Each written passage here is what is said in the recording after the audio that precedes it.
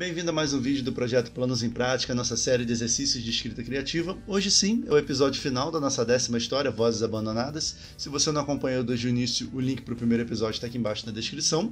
E a gente encerrou o episódio passado com o nosso herói, o escravo sem nome, ouvindo um som perturbador, um som dissonante do lado de fora da gruta. E aí ele apanha ali os cinzéis, que ele pensa que são armas nesse momento, e ele vai sair da gruta para encontrar alguma coisa. Então isso quer dizer que a gente está caminhando para o confronto final da história. A gente vai trabalhar nisso hoje. Lembrando também que a Cléria está desacordada numa espécie de pedra de sacrifício no centro do círculo de esculturas, né? E agora é hora da gente colocar em cena essa criatura, essa entidade que já apareceu para eles em sonhos, ou em alucinações, ou no passado do escravo. A gente vai ver como é que isso vai se dar agora.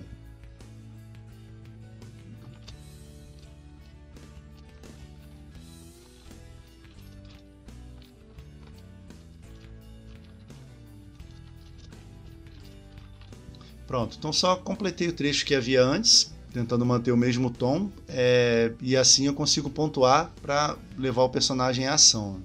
Então estava assim antes. Lá fora descobriu que aquele uivo sobrenatural partia das bocas das esculturas. Ante a passagem do vento, agora mais forte, os seres de pedra davam forma a um acorde dissonante e ameaçador. Ele não conseguia pensar. Naquele instante, o escravo sem nome era um mero autômato, movido pela necessidade desesperada de voltar para o barco, levando a nobre consigo. Eu quero com isso aqui também, com voltar para o barco, manter o leitor consciente de que ele está próximo ali dos limites do pântano. Ele caminhou uma certa distância, mas a água ali está perto. Então vamos fazer ele ir até a nobre, e ela, ao contrário dele, vai estar sentindo um certo deleite, vai estar gostando do som que ela está ouvindo. A gente quer nesse ponto que eles sigam caminhos antagônicos, né?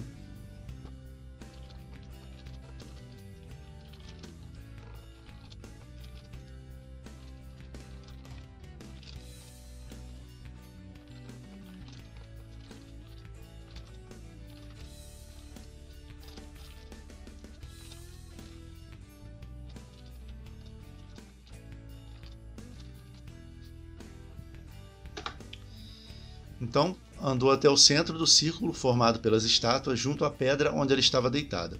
Ali, o som era insuportável. Cléria, no entanto, sorria.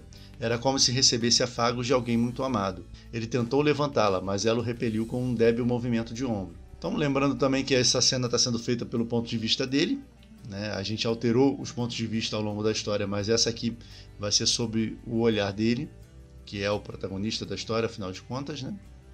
E ele está meio sem entender a atitude da Cléria nesse momento. Na verdade, ele não está entendendo nada, mas a nossa intenção era realmente trazer essa atmosfera de confusão e de desamparo para o clímax da história. Então vamos fazer ele olhar em volta agora para preparar o surgimento dessa criatura.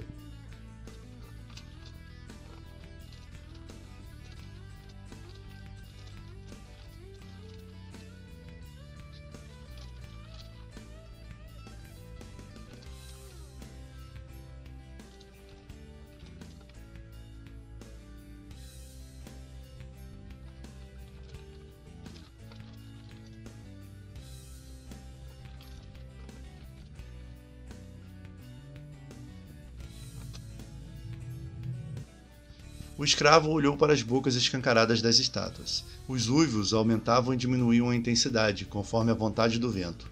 Sua imobilidade criava um contraste perturbador com o som produzido. Eu vou trocar aqui, em vez de perturbador, eu vou botar outro adjetivo, porque acho que eu já usei perturbador lá em cima, né?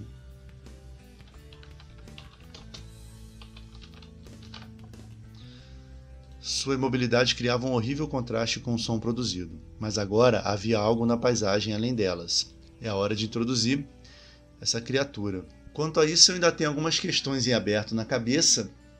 O que eu tenho no momento assim mais claro é que esse ser, né, como eu falei no outro episódio, pode ser um remanescente de um povo que vivia ali e utilizava essas estátuas para fins ritualísticos, utilizava o som que saía dessa estátua para fazer magia, e esse som, quando ouvido pelas pessoas de Tântalo, era interpretado como, né, produzido por deuses e tal, o som dos deuses, e que dava bênçãos a quem o ouvia. Esse ser que vai aparecer aqui agora pode ser um último remanescente desse povo que vivia aí, pode ser uma criatura de outra raça que as pessoas dali dominavam, no mesmo sistema que acontecia em Tântalo com o escravo e os nobres, Isso daria uma analogia interessante, a gente poderia fazer um efeito espelho aí. Ou pode ser um avatar desse Deus que se comunicou com a Clélia durante a jornada e que confrontou o escravo em sonho quando ele era mais jovem. Como eu havia falado no outro episódio, eu não pretendo esclarecer 100% essa questão agora não. Eu quero que o escravo, saia dessa situação e ganhe o mundo, né? Que essa aí é a apresentação dele, ainda buscando respostas para o que ele viveu. Mas eu tenho aqui um esboço desse personagem, eu fiz um dia despretensiosamente no meu caderninho de ideias.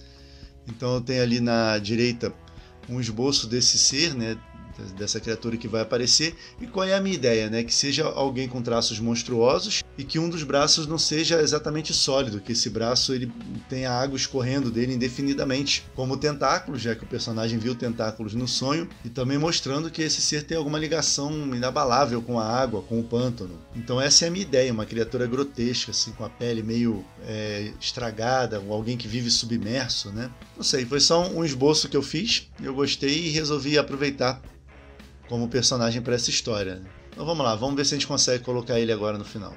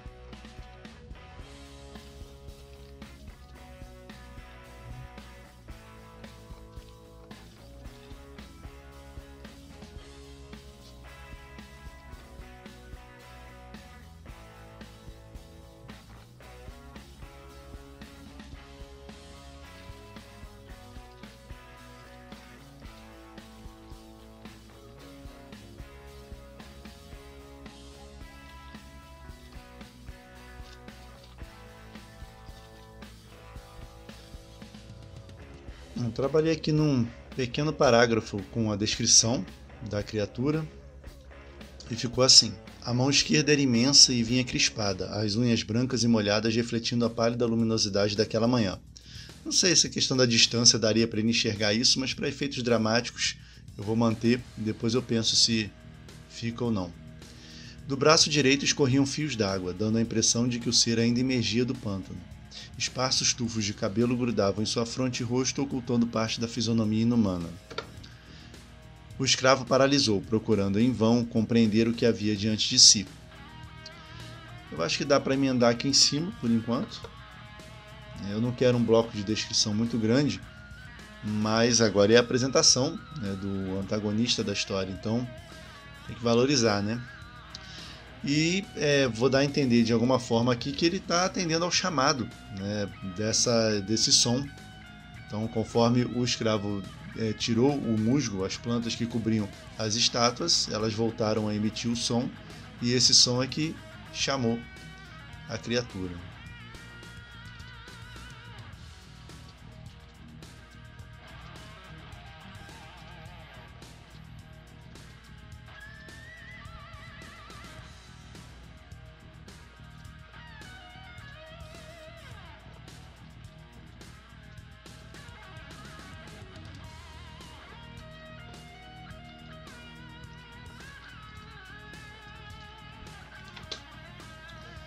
Pronto, e agora vem a culminância da descrição. Eu estou tentando conciliar as três aparições do ser. Então, visto mais de perto, parecia ser muitas coisas ao mesmo tempo.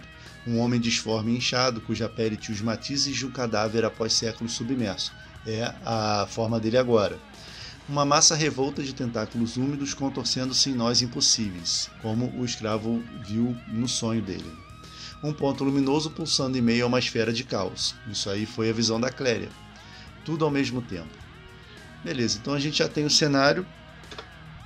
O palco já está arrumado para a gente fazer o embate acontecer, né?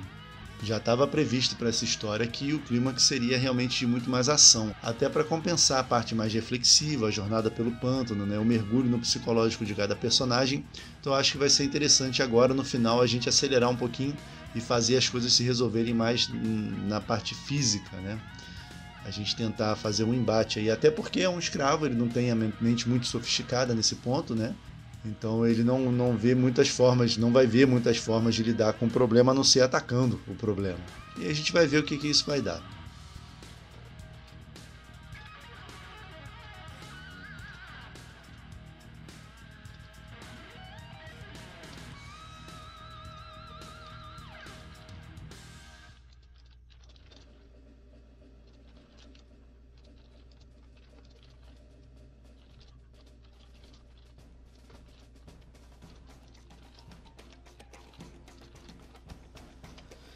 Então, vamos fazê-lo agir primeiro, né?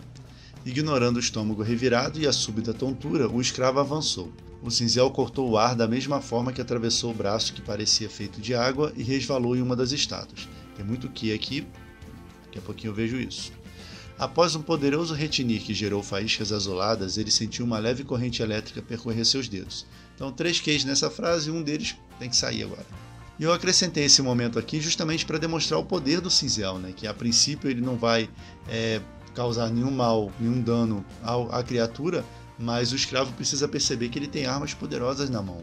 Então ele bate na estátua de pedra e gera faíscas, né? E o escravo sente uma vibração elétrica no seu braço. Então isso vai ser o suficiente para ele desejar manter o cinzel com ele depois.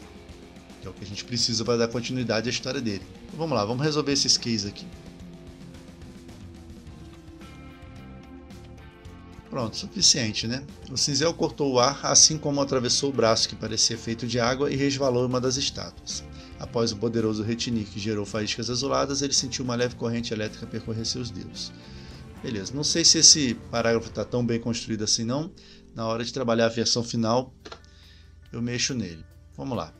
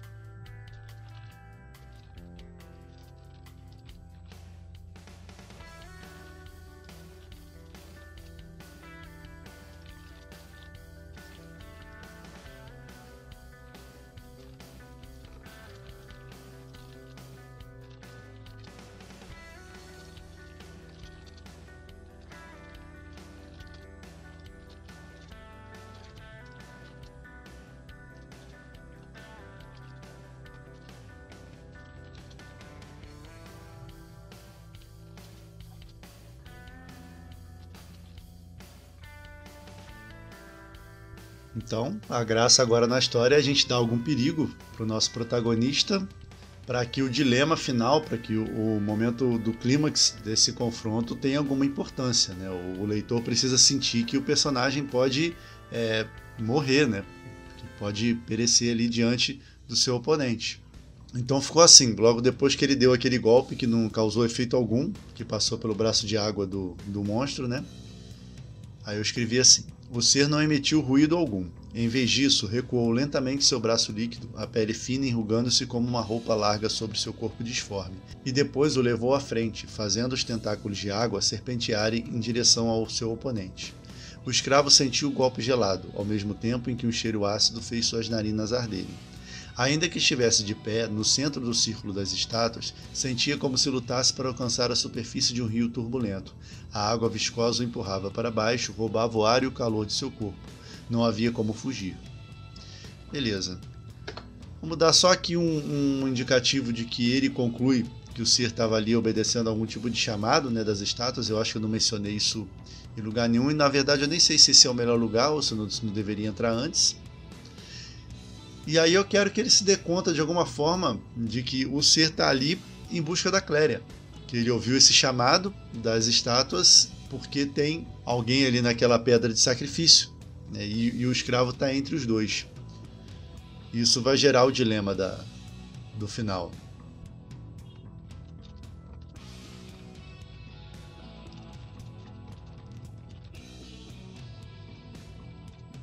Eu resolvi acrescentar aqui um pouquinho antes.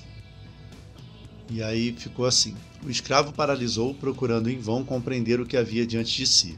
Aquilo, em sua débil determinação, parecia estar atendendo a um chamado, ao chamado das estátuas. Vou deixar assim por enquanto, tá bem seco, né? Não sei se é o suficiente ou se está legal, mas é o suficiente para dar algum tipo de propósito à ação do monstro, né?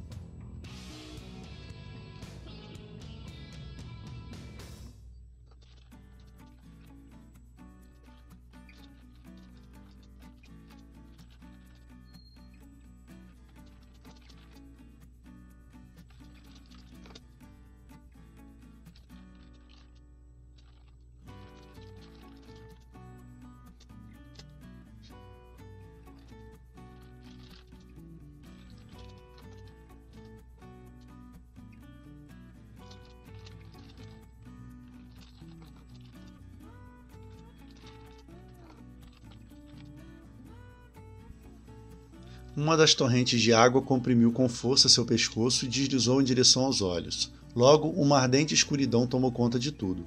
Do fundo de sua mente, sua versão infantil gritava, como no dia em que abandonou sua voz. Um chamado, um lamento, um indicativo de que sua vida nunca deixaria de ser uma injusta batalha contra todo tipo de monstro, humano ou não. Então, uma última recapitulação, e a gente vai buscar ali o ponto central do personagem, né? Aquele botãozinho que a gente precisa apertar no momento certo, que é o trauma que ele sofreu quando perdeu a voz, e agora ele está naquela situação em que ele luta contra o monstro e ele está em completa desvantagem, mas agora ele é um homem, né? Ele é o escravo sem nome, que passou pelo que ele passou até chegar a esse ponto. Então essa visão vai fazer com que ele reaja, é o que a gente vai ver agora.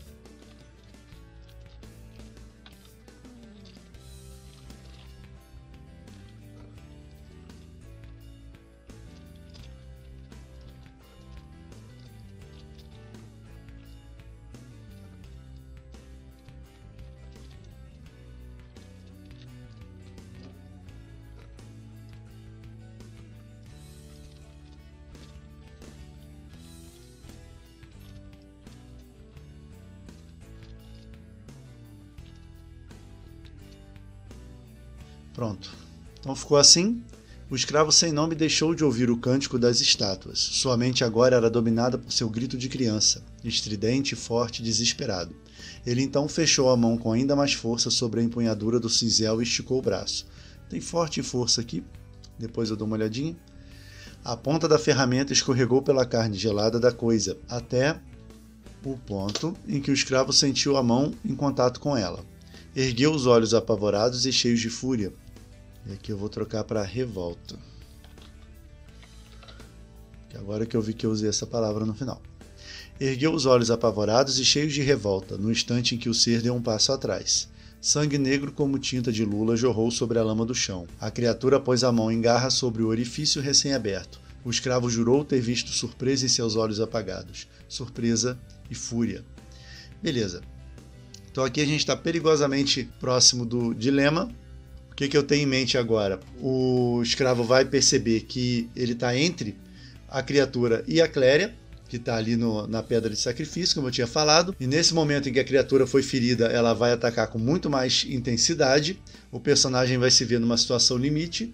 E aí é a hora da Cléria ser o ponto que vai interferir na resolução do problema. E o que a Cléria quer, afinal de contas, né? Ela quer acabar com esse monstro, ela quer ajudá-lo a destruir o escravo, ela vai se juntar ao escravo na última hora contra a criatura. Isso tudo faz parte do final da história e esse final eu vou trabalhar depois desse vídeo aqui. A boa notícia é que quando esse vídeo sair, o final já está aqui embaixo na descrição. É só clicar ali para ler a história completa, porque afinal de contas a graça da experiência, né, o efeito todo da escrita dessa história só vai ser sentido conforme a história for lida do início ao fim. E é assim que a gente finaliza então os vídeos de escrita da história Vozes Abandonadas. Foi uma história que levou bastante tempo para ser escrita, apesar de não ser particularmente longa, mas ela vai dar origem a uma série de outras histórias, incluindo O Nosso Escravo Sem Nome.